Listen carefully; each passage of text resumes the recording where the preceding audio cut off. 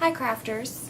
I wanted to show you a couple of quick projects that I'm going to be making today. I know it's a little bit early for Halloween, but I'm making a box to send off to Operation Right Home, and they need their holiday cards now so that they can get them sent to the soldiers in time to get them sent back to their families for the holidays. So I want to show you a couple quick Halloween cards that I made for Operation Right Home.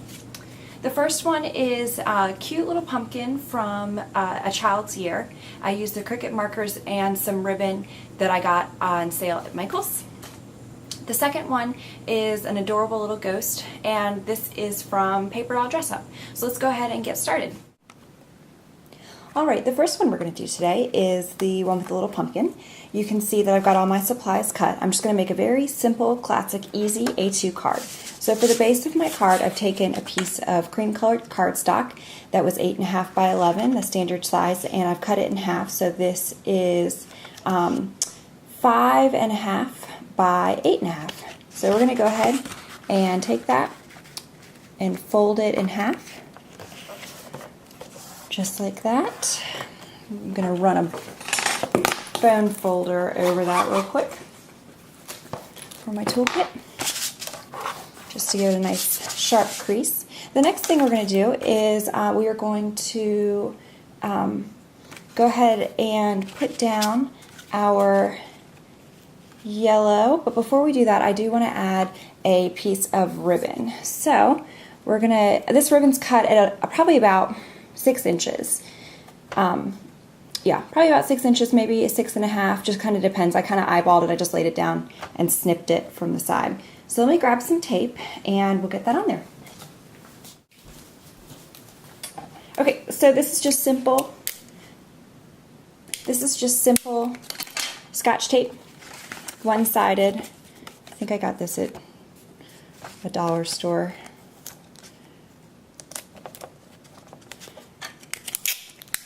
So 2 pieces of that.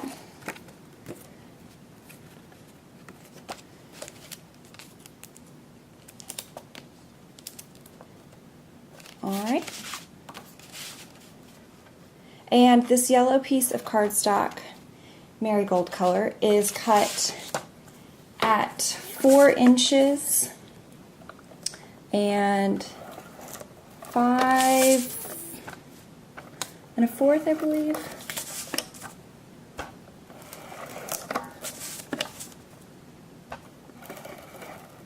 Just using my ATG gun to put some adhesive on there. And center that. Give it a nice rub.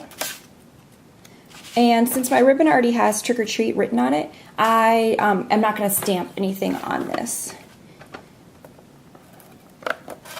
This pumpkin was cut on A Child's Year. I used the black Cricut markers to go on the outline just to give it a little bit more definition. And he's cut at about 1.5 inches, 2 inches. Not really a big deal. So, pretty easy. I'm going to give him a little bit more definition on the top here where his stem comes out, because the stems on a real pumpkin would be colored. So I'm going to grab a Sharpie marker and a white gel pen. Alright, because this is not going into an album, I'm okay with using a Sharpie because these are not acid-free. So I'm just going to go back in and color the stem and the vine.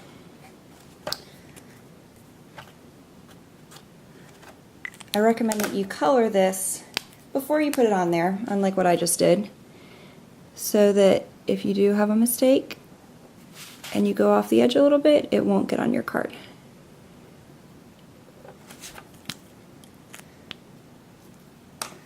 Alright, pretty simple. It occurs to me I just forgot that I was going to punch along the bottom, but I think this one turned out pretty cute as well. For the ghost card, I've got a couple of different colors. For the background, I'm going to again use half of an 8.5 by 11 piece of paper.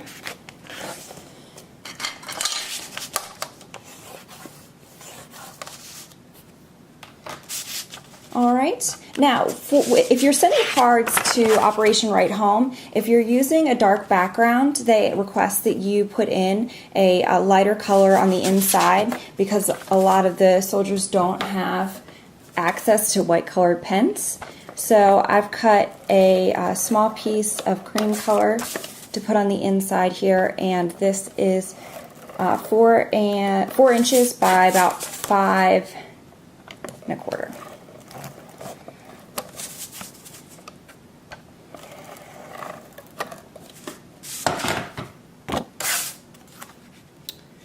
And just center that on the inside there so that they'll have a place to write. For the next part, we're going to emboss our orange piece of cardstock. So let me move this stuff out of the way for a moment. So I've got my A plate and my B plate here. And I'm going to grab my orange. And I'm going to grab my embossing folder, and I want a strip down at the bottom so I can stamp. So I'm not going to put the whole thing into the embosser. I'm just going to leave about, I don't know, 1.5 inches or so at the bottom. I'm going to run that through real quick. So that gives us a really nice texture. I used the Divine Swirls folder for this one. I'm going to put some ribbon on this as well. I found this ribbon at Michael's. They were clearancing out some of the Martha Stewart ribbon at this particular store a couple months ago, and I picked this up and I was looking at it and thought it looked a lot like a candy corn. So I thought that would be perfect for a Halloween project. Alright. I'm going to go ahead, put some glue on the back of this.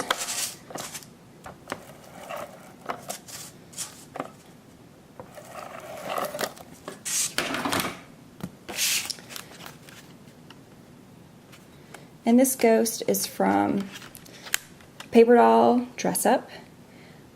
They were clearancing those out at Michael's over the summer, and I got it for about 20 bucks. So I was pretty happy, and then I was so surprised at how much extra stuff this had. I used 2 pieces of that candy corn ribbon. The first one was cut at probably about 5 inches. The second one was cut at, oh goodness, maybe 2.5 or 3 inches to give me enough to tie. The next part, we are going to use a stamp along the bottom. We're going to use the Trick or Treat stamp. I got this at Joann's. They were starting to get their Halloween stuff out, even though summer is not over. Got that at Joann's. It was one of their Studio G dollar stamps. I did run an emery board over top of it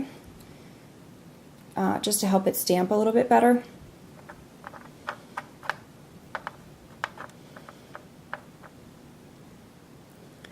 And we'll put that right over there.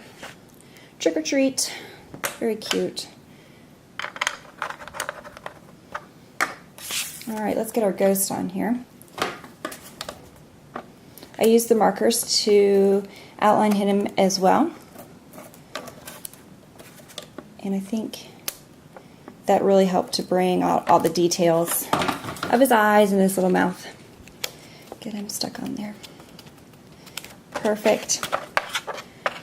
Alright, final product, Trick or Treat, very cute.